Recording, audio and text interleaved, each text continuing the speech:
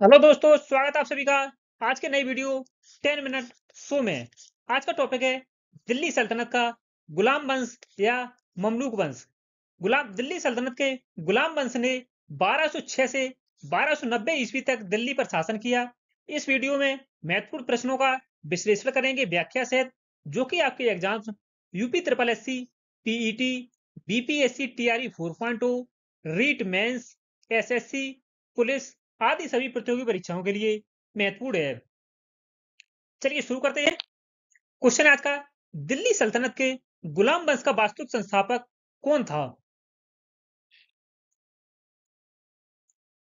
सही आंसर है option B.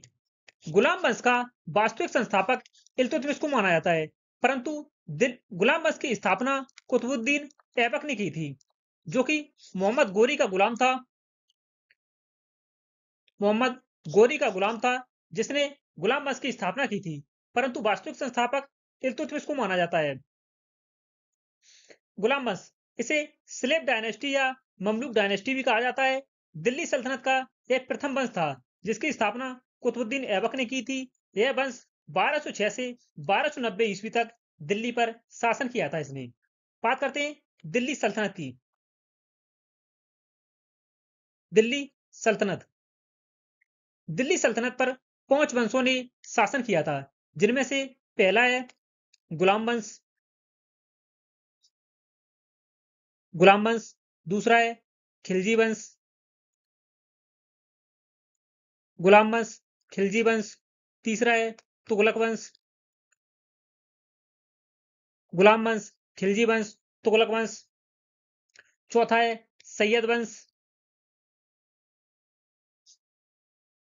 Syed वंश, और पांचवा और अंतिम है लोधी वंश। गुलाम वंश, यह 1206 से 1290 ईस्वी तक शासन किया गुलाम वंश ने।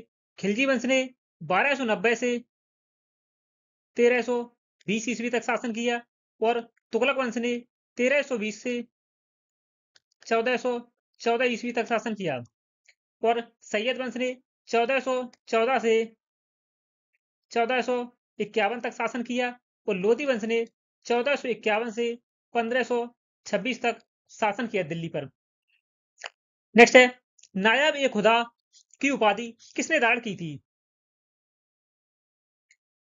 सही आंसर है ऑप्शन बी। नायब ए खुदा की उपाधि बलबन ने धारण की थी। बलबन ईश्वर का स्वयं को ईश्वर का प्रतिनिधि मानता था।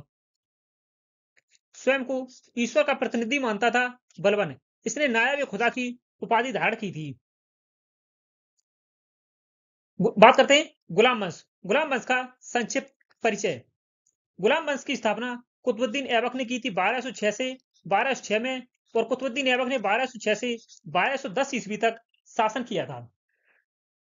कुतुबुद्दीन ऐबक दिल्ली सल्तनत का संस्थापक माना जाता है। इसने लाहौर को राजधानी बनाया था, और इसने लखनौती पर अधिकार किया था। कुतुब मीनार का निर्माण प्रारंभ किया था कुतुबुद्दीन ऐबक ने। इसके बाद शासक बना था आराम शाह। आराम शाह ने 1210 से 1211 तक शासन किया। यह कुतुबुद्दीन ऐबक का पुत्र था, और यह एक अयोग्य शासक था। इसने बहुत कम समय के लिए शासन किया था, लगभग 1 वर्ष तक इसने शासन किया था दिल्ली पर। इसके बाद कुतुबुद्दीन ऐबक का गुलाम इल्तुतमिश, यह दिल्ली का शासक बना। 1211 से 1236 ईस्वी तक इसने शासन किया दिल्ली पर।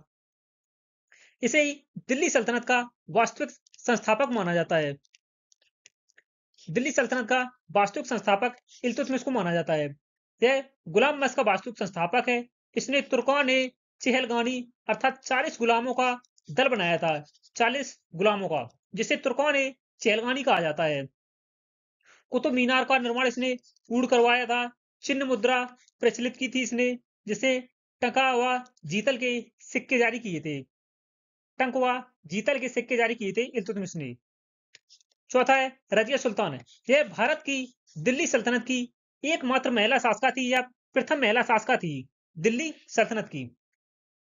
इसने 1236 से 1240 ईस्वी तक दिल्ली पर शासन किया। यह भारत की पहली मुस्लिम शासका थी।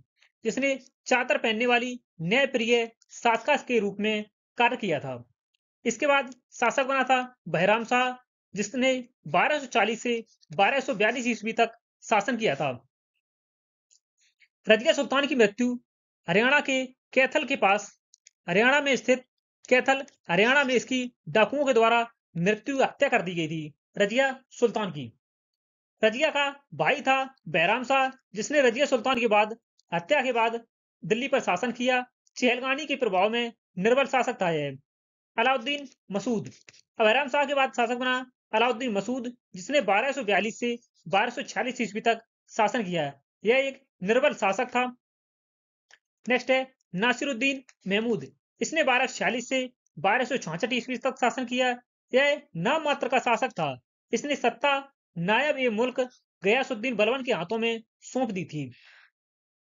इसके बाद गयासुद्दीन बलबन, जिसने 1266 से 1287 तक शासन किया दिल्ली पर। यह सबसे शक्तिशाली शासक था। नायब ए खुदा की उपाधि धारण की थी इसने। दरबार में सजदा व पैबूस प्रथा का प्रचलन शुरू किया था और मंगोलों से इसने रक्षा की थी दिल्ली की। नेक्स्ट है कैकुबाद, कैकुबाद ने 1287 से 1290 ईस्वी तक शासन किया, जो कि बलबन का पोता था। यह विलासी जीवन व्यतीत करता था और यह कमजोर शासक था। अंतिम शासक था गुलाम मस्का कैमूर, इसने 1290 से 1290 में कुछ माह के लिए शासन किया था। यह अंतिम शासक था। जलालुद्दीन खिलजी ने इसे राजा के पद से अपदस्थ करा दिया था और जलालुद्दीन खिलजी ने खिलजी वंश की स्थापना की थी। खिलजी वंश की स्थापना की थी। गुलाम वंश का अंत हो गया 1290 में। 1290 से 1320 तक 1290 से 1320 तक इसमें खिलजी वंश ने शासन किया दिल्ली पर। नेक्स्ट है गुलाम वंश की विशेषताएं। यह वंश मुख्यतः तुर्क मूल के शासकों द्वारा चलाया गया था। इसमें शासकों को गुलाम इसलिए कहा जाता था क्योंकि कई शासक पूर्व गुलाम रह चुके थे।